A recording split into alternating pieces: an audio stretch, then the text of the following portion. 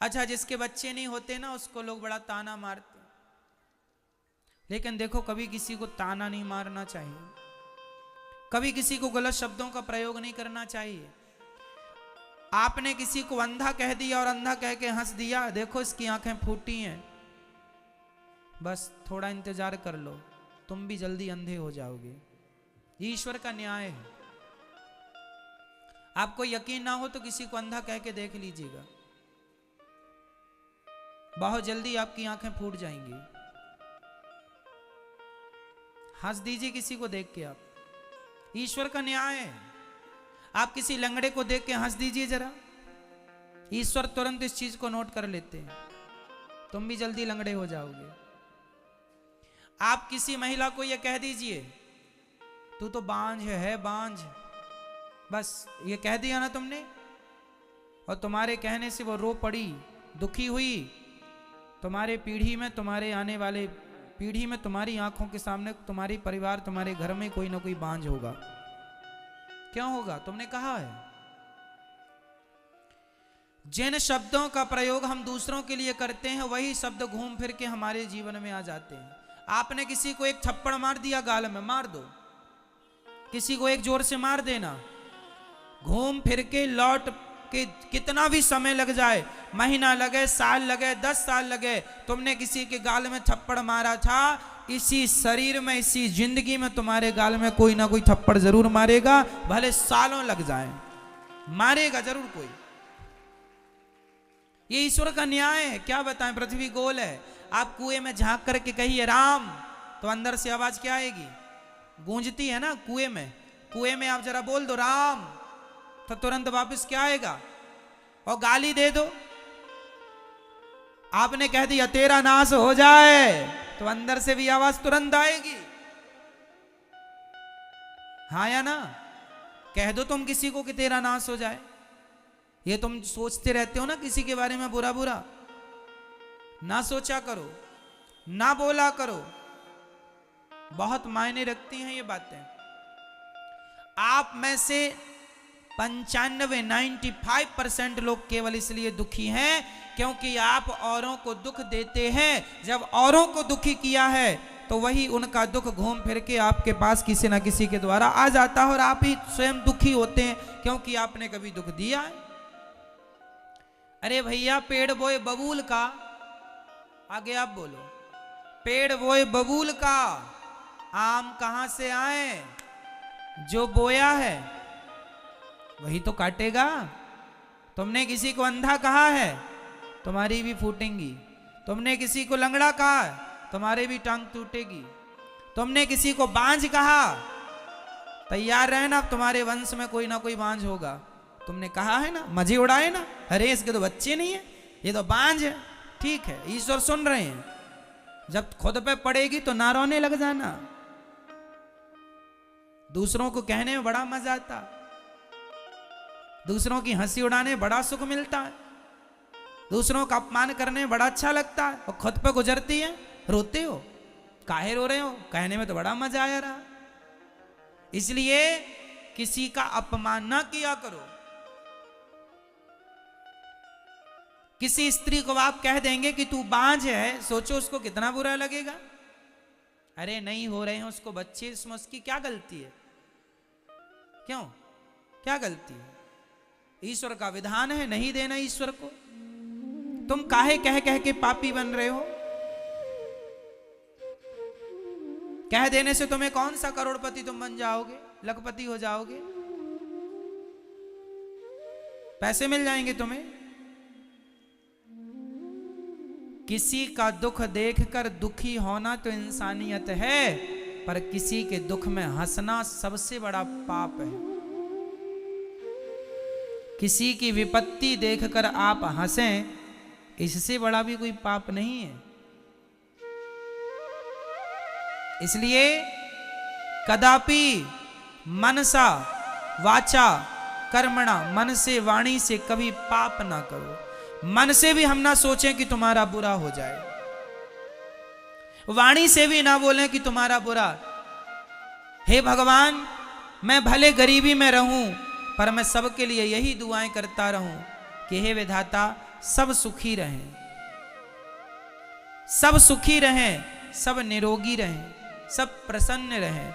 मैं दुआएं, देखो मैं चलो कुछ नहीं कर सकता, मैं दान 1 रुपए का नहीं कर सकता, मैं भक्ति नहीं कर सकता, मैं कुछ नहीं कर सकता, अरे तो बैठा बैठा सबके लिए दुआएं तो कर ही सकता हूं, ये भी तो एक पुण्य ही है। सबके बारे में अच्छा सोचने में क्या घटेगा तुम्हारा? जब आप सबके बारे में अच्छा सोचते हैं तो आपके लिए भी अच्छा होता है।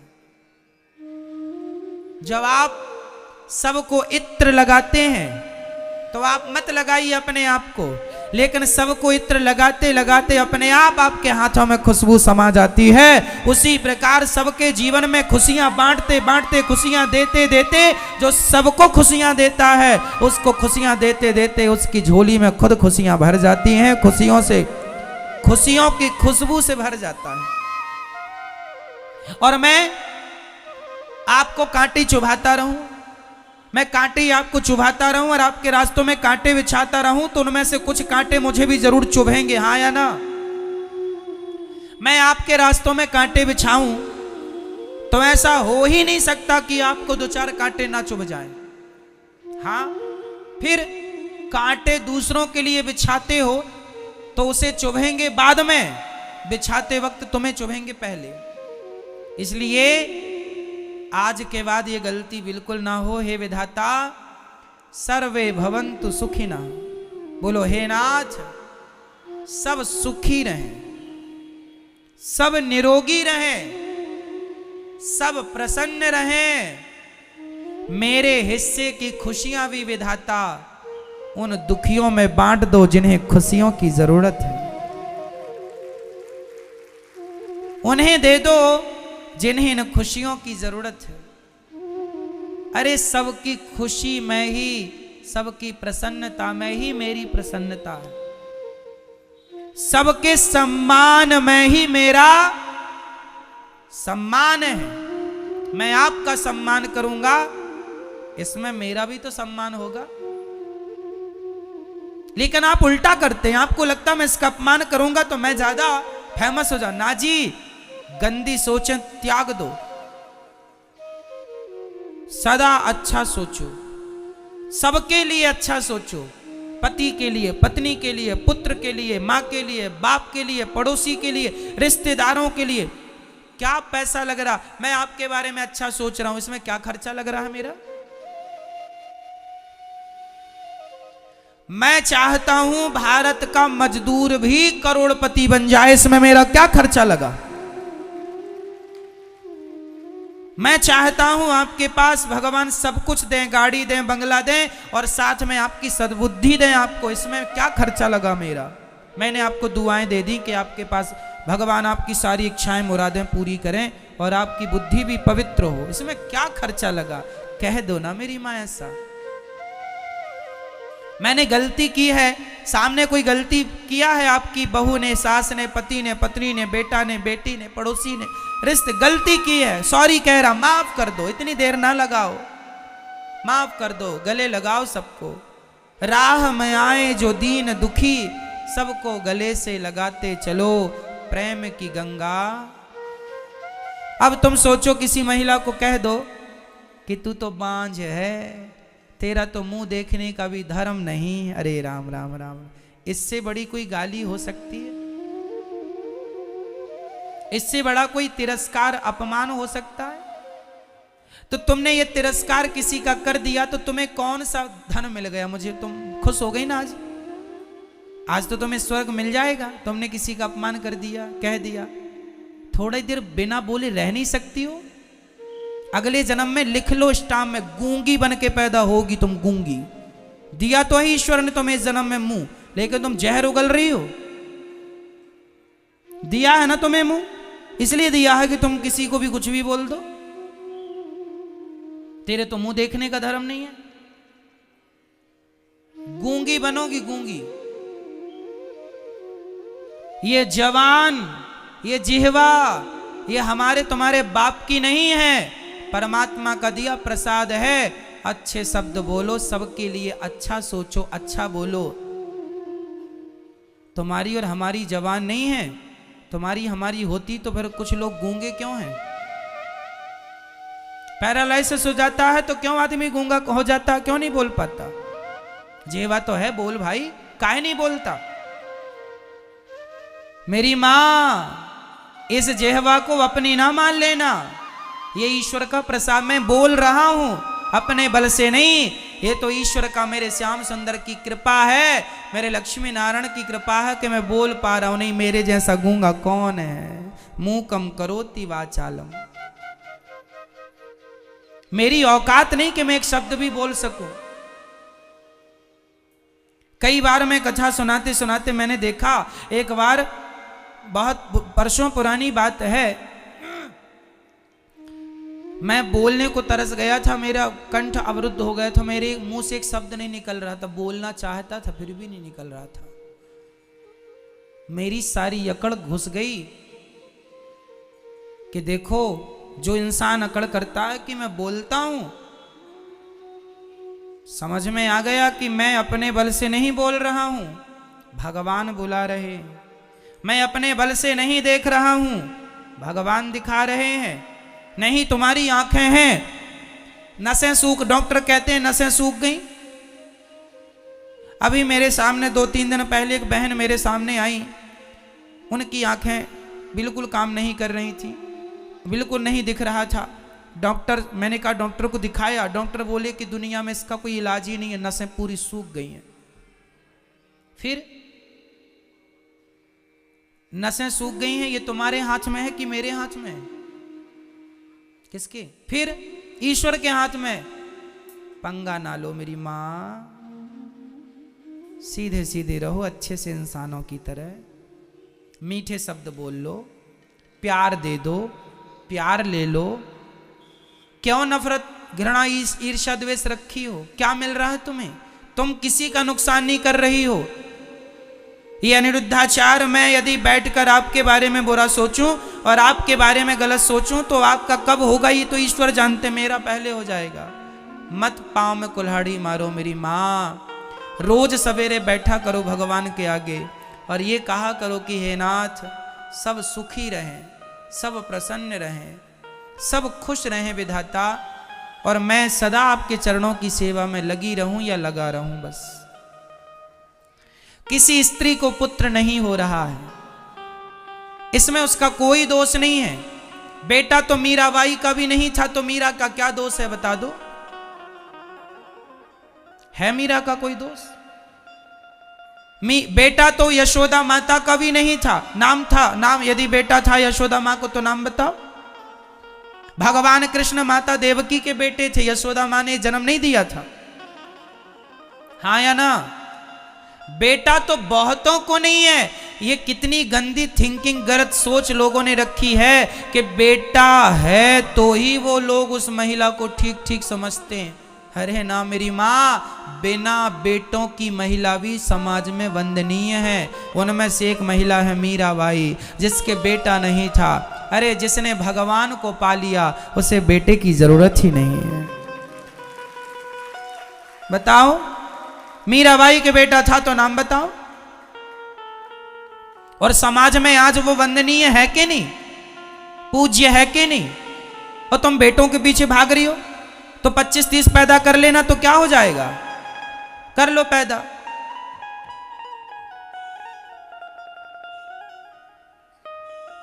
क्या हो जाएगा? केकसी ने पैदा किया तो था रावण नाम का बेटा, गली गली पुतले जलाए जा रहे हैं। उस ऐसे बेटे को अभी क्या करोगी जो दूसरों की पत्नियों को ले लेके भाग रहे? जननी जने तो भक्त जने, या दाता या सूर, या से तो बंध्या भली, काहे गवावे नूर। जो, अच्छा सुनो, जिस स्त्री के 4 बेटे हैं, 4 बेटों के होने पर भी वो बेटे अपनी मां को गिलास भर पानी नहीं दे रहे हैं। 4 बेटों के होने पर भी ना वो भक्ति करते हैं, ना वो देश की सेवा करते हैं, ना वो माँ बाप के काम आए, ना समाज के काम आए, ना देश के काम आए। जो केवल उल्टा सीधा गलत गलत काम करते हैं, ऐसे नालायक तुम्हारे 4 क्या 10 भी बच्चे हैं तो 10 बच्चों की होते हुए भी तुम बांझ ही हो, क्योंकि ऐसे बेटों का क्या करेगा समाज। जननी जने तो भक्त जने, बेटा हो तो कैसा हो, जननी जने तो भक्त जने, या दाता या सूर, या से तो बंध्या भली काहे गवावे नूर।